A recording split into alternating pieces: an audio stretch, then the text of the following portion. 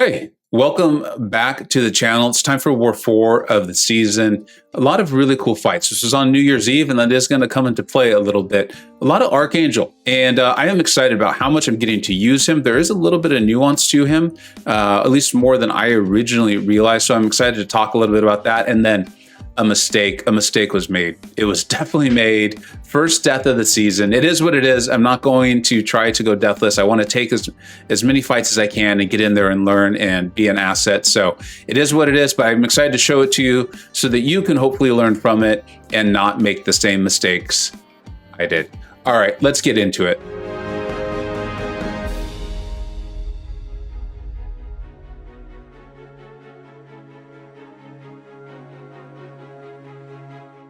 Okay, so my first couple of fights are on this ebb and flow knockdown lane. Just kind of a funny story with it. I had taken my family to the botanical gardens in the area, and I had told my alliance I was going to be a little late. They put no pressure on me, so this was all self-imposed pressure. And I realized I was going to be a lot later than I had told them I was going to be. And I was starting to get not nervous about it, but I didn't want to rush my family. Something I want to point out though here as we're interrupting is the amount of bleeds you have on the opponent does increase your chance of applying the poison. So if you're having difficulty applying the poisons, take a little time, get those bleeds up there. You saw how quickly the poisons did apply because I had so many bleeds. And then that allows you to really get the neurotoxins going. It's a subtle nuance, but it can really speed up the length of the fight, as you saw there, and decrease the hit counter and help you just kind of create space. So that is important. I wasn't too concerned about that fight.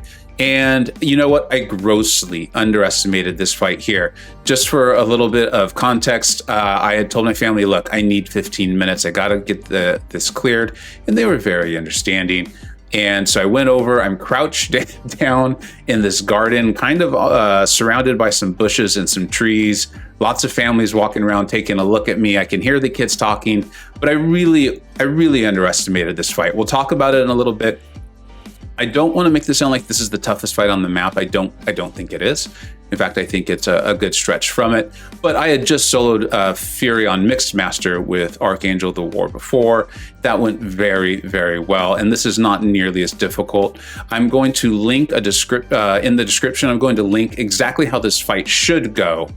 It's from B Manny. His video did a great job with it. And then if you go back far enough with me in my videos, this is very similar to what I was calling the perfect taters. There was a strategy with the heal block. You could take this fight with Magneto and Magic. But ideally, here's what we should be doing. Not what I did, but what we should be doing is we want to get to 3 bars of power basically as quickly as possible. You know, getting Fury down a little bit as we go would be nice, but it's not important. So that's why you're not seeing me do the parry and heavy, build the bleeds and the poisons just yet. And the reason being is he has that protection that will go down when we knock him down. So we'll get a damage buff and he'll be able to mitigate our damage. Not at all, significantly less. The one complicating factor on this node is the heavy hitter, where he's going unstoppable on the heavies. But even that, and I can't remember properly at the moment who to give credit to that to, but I know someone put out a video. I think it was Lizer or Taters, but it might have been someone else, and I apologize if it was. So now that we've got him to 3 bars of power, we're going to go ahead and stack up the damage. Now, here's the thing, is the protection is going to come back, and ideally I would knock him down again, but I didn't get the chance to.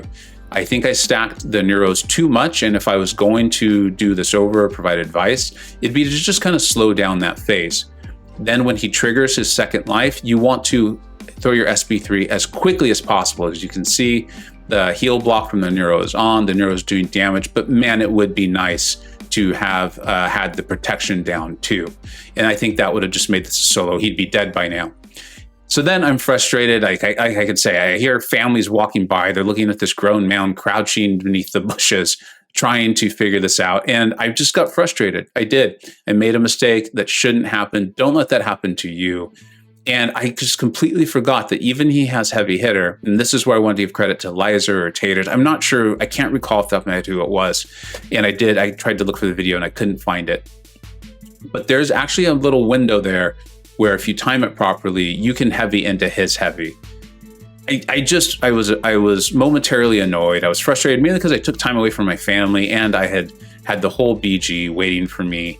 and then I still end up with really a senseless death there. Like, deaths are going to happen. I don't mind a death because it took a tough fight or I made a mistake.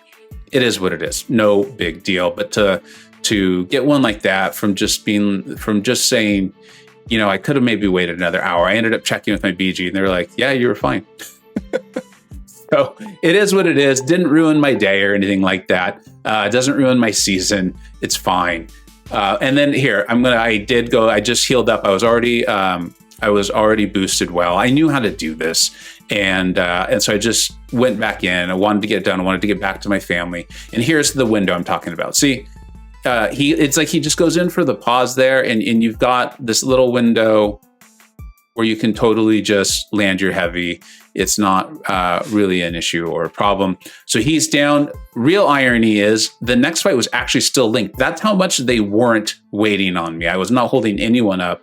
So I should have just taken a few seconds, communicated with Clown and B Manny, and everything would have been fine.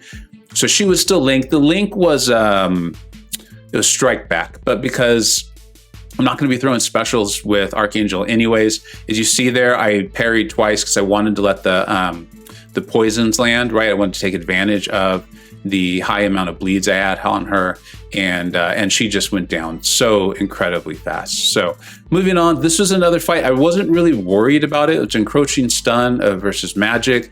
I was going to be using my pre-fight ability, which you probably didn't even need to use, but there wasn't going to be taking any more torch fights for the rest of the war. So really just making sure I remember the encroaching stun if it does come into play. You'll see, I believe it does. I do think I end up needing to throw a special here.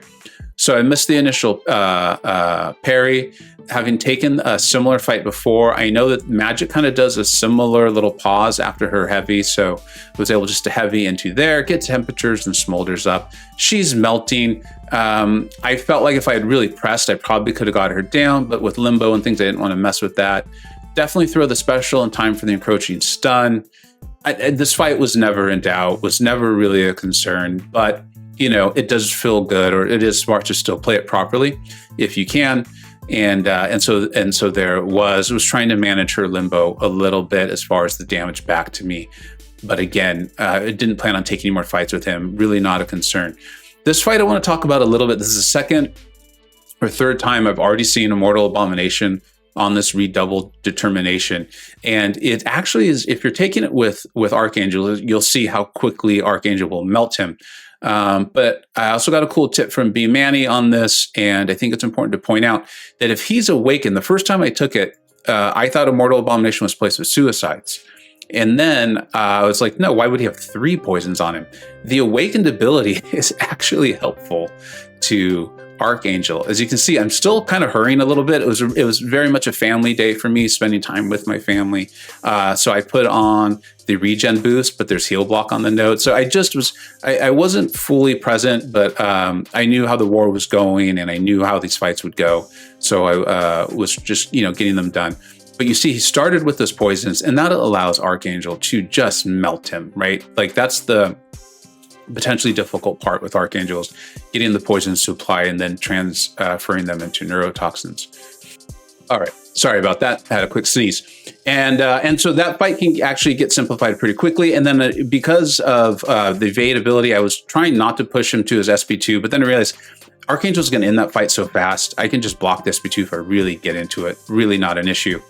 And then this fight, we've seen before. I think the only time you can really get yourself into trouble here is if you're not doing enough damage and you get backed into your corner. So in a fight like this, I think it's really smart to make sure you're staying on Darkhawk's side of the map, especially if and I feel like with his AI, he sometimes does this. He just decides not to throw his specials. And that's where it can get a little bit tricky. But by throwing my heavies, I'm building power so quickly. I'm going to get to my SP3 before this can really become any sort of problem. I've got prowess extremely high here. I think we will go for maybe one more just to make sure they're as high as possible. And then this fight's going to be over. So ultimately, yeah, the first death of the season almost feels good to get it out of the way. Like I said, I'm not shooting. I don't walk into the season thinking like I'm going to try to go deathless. For me, it's I want to be an asset. I want to improve as a player. I want to share the knowledge with the channel and get stuff back from you all. And so we're accomplishing that. So far in the season, I think we've taken 21 fights, 20 have been solos, and 1 had a death. That's a pretty darn good ratio. I'm very happy with that. Shout out to the MVPs and to Rogue Kings. Rogue Kings, they really did put up a nice war. Their accounts just aren't as developed as ours. And so, what are you going to do? But they did a really nice job. And shout out to our MVPs of Amir, Harry, and then, of course, Karate Mike. Used to seeing Karate Mike's name up there. Such an amazing player. And, Amir is in my BG, and I get to see what he does all the time. Fantastic player, too. So those are not surprises. Thank you so much for watching. Really enjoying this war season. It's going fantastic. And enjoyed getting the war card last season, the giant killer card. Hopefully you caught the account tour video and you saw that. And looking forward to the rest of the season. It's going well. For Loki's on a nice little win streak here. So hopefully we can keep that going and we'll end up in Masters. Thanks so much for watching. Take care. I hope you either learned something, were entertained, or even better, a little bit of both. Don't forget to like, subscribe, and follow on Twitter at VegaGaming583. Thanks so much for watching. Take care.